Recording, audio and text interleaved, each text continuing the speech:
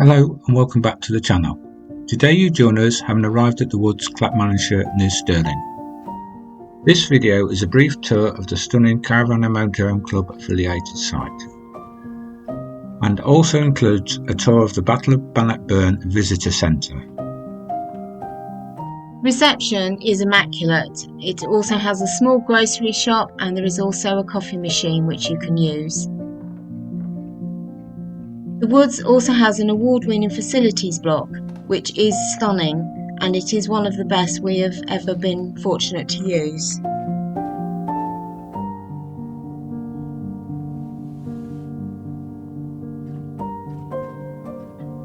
The Woods have a total of 105 pitches. 95 are large hard standing and 15 of which are fully serviced pitches. There is a play area for children.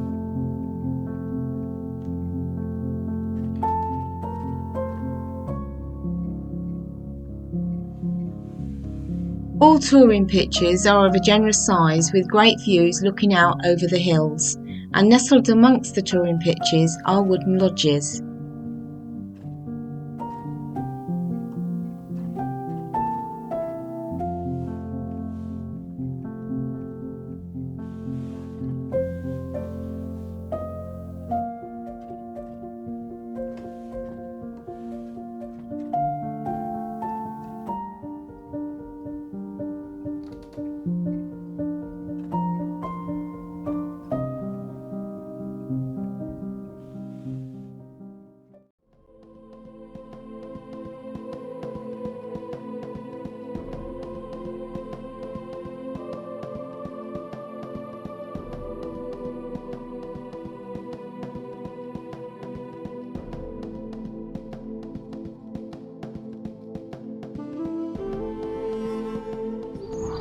So this battle fought on the 23rd to the 24th of June 1314 became a turning point in Scottish history. This site is where Robert the Bruce of Scotland set up camp before the battle. From here he masterminded a decisive and unlikely victory against a much larger English army led by Edward II. Bruce's success set in motion events that strengthened his control over Scotland. Finally, in 1328, the English king accepted Bruce's rights as ruler of Scotland.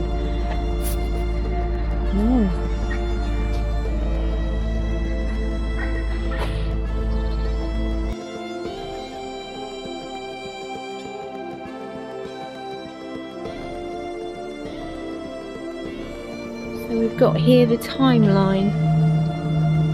So 274, Robert Bruce, the future King of Scots, is born.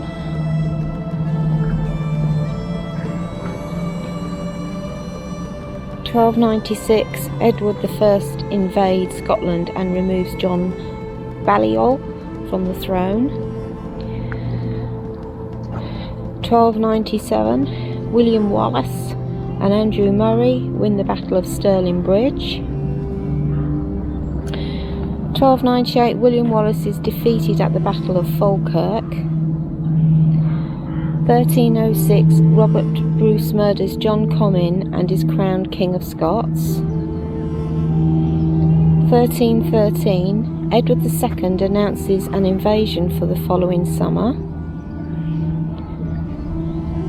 Edward Bruce gets agreement that Stirling Castle will surrender at midsummer if not relieved by the English. That's in May. And then on the 23rd of June, Henry de Bohun charges at Robert Bruce, who kills him with his axe. The English vanguard is driven off. A detachment of English cavalry try to reach Stirling Castle but are intercepted, and Edward II's army crossed the Bannockburn and camp on the Carse. 1314, the Scots break cover and march towards the English army. Scottish schiltrons advance and drive the English cavalry back. King Robert's armies rout the English archers. Scottish spearmen triumph in fierce hand-to-hand fighting. and the English army break ranks. Edward II flees, and that was on the 24th of June. Then here we have at 1320 the Declaration of Arbroath proclaims Scotland's right to freedom, and in 1328 the Treaty of Edinburgh recognises Scottish independence.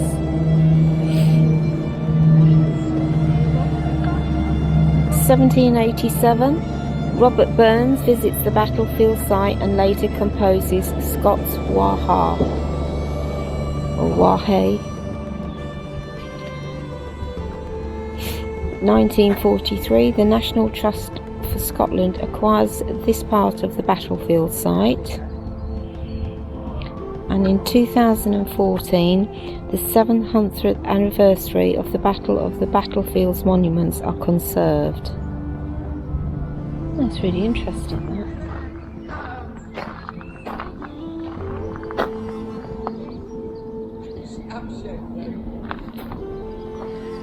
Fighting for Stirling Castle.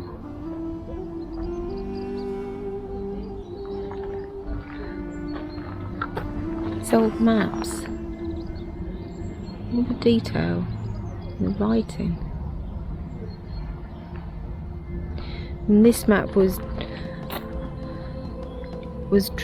drawn in 1250.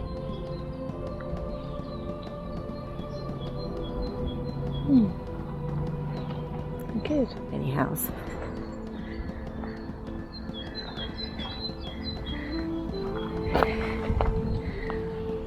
A landscape that changed history.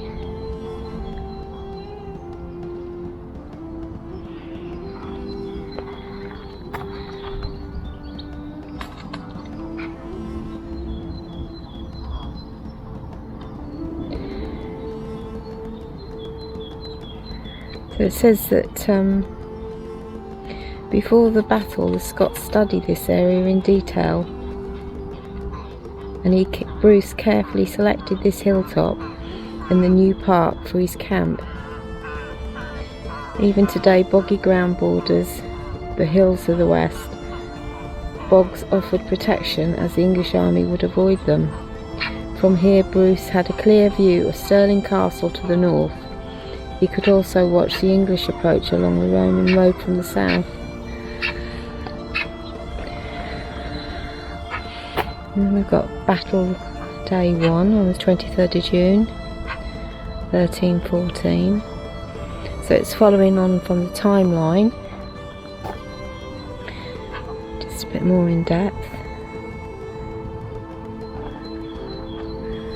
And then Day 2, the 24th of June 1314. They surprised the English with an early attack.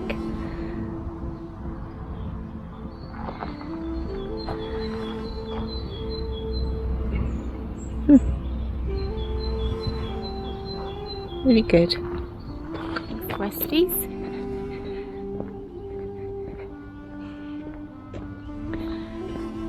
On this 10-day tour of Inverness and Stirling and Balmoral, 2 of the dogs came down with a really bad bug.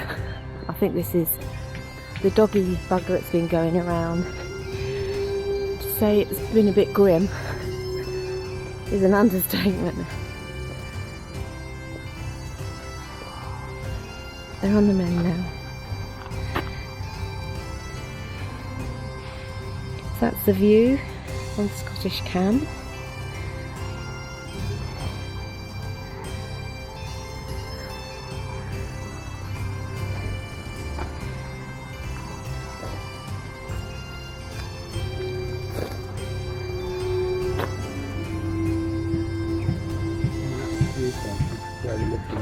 Yeah.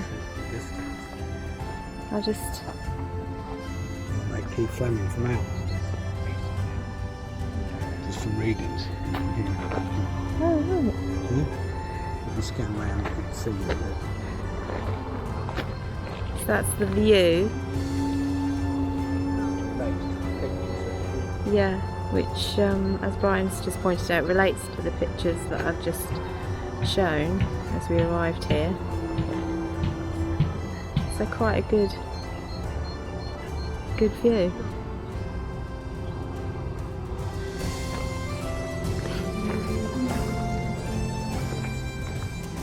Don't know whether we'll be able to use the music in here.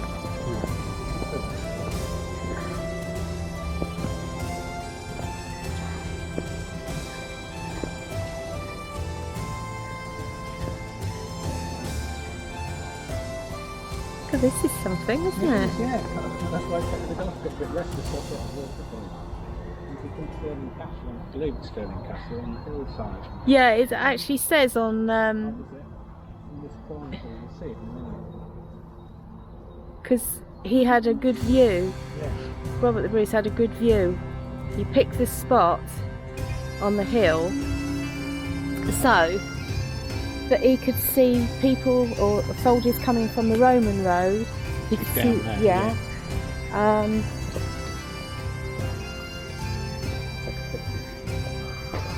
Yeah.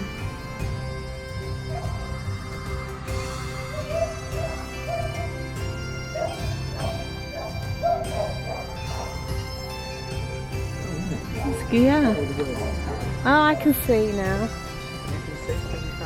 Yeah, Stirling Castle's up there, high on the hill.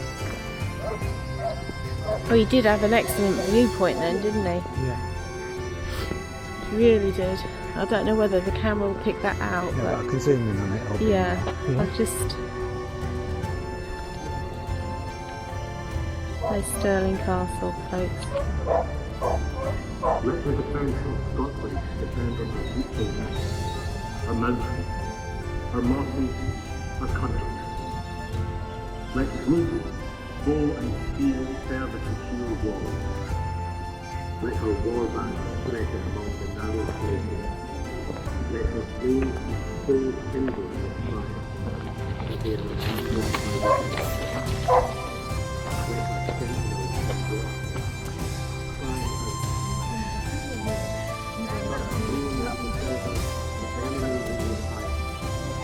So Stirling Castle surrendered to the Scots after the battle.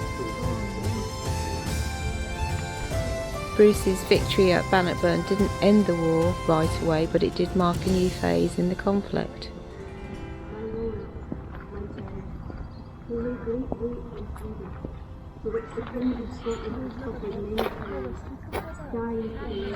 And remembering the battle, many Scots think of Robert the Bruce as the national hero for leading the Scottish army at Bannockburn. It became his most famous victory and a pivotal moment in Scottish history. This site has attracted visitors for hundreds of years, and Robert's trip in 1787 inspired his famous poem, Scots Wha Hae. Yeah.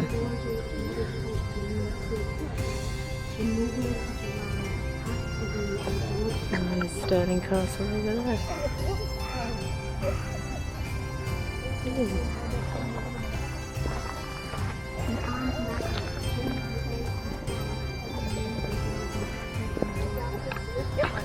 That's a monument and a half. Robert the Bruce, King of the Scots, 1306 to 1329.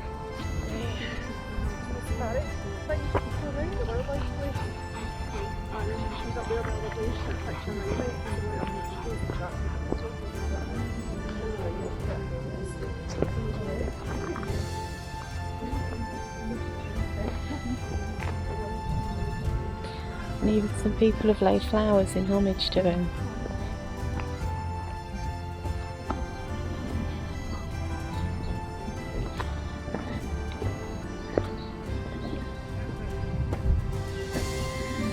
And according to the monument plaque, it says Her Majesty the Queen, accompanied by His Royal Highness the Duke of Edinburgh, unveiled this statue of Robert the Bruce, King of Scots, on the 24th of June 1964, the 650th anniversary of the Battle of Bannockburn. Brilliant. Well, I would have been 2 years old, or not quite 2, in 1964.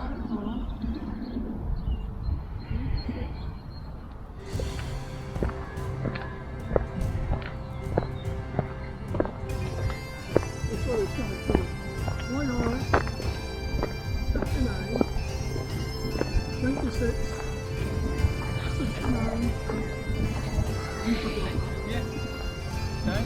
hello, hello. Hello, hello, hello. Hello. Hi, Mia. Holly. Moo. Here's Millie Moo. Well folks, here is where we leave you. This completes our East Highlands tour, which we did enjoy, even though we faced a few hurdles with the dogs being poorly, challenging journeys and camera issues. And until the next time, we thank you very much for watching, and we'll see you soon.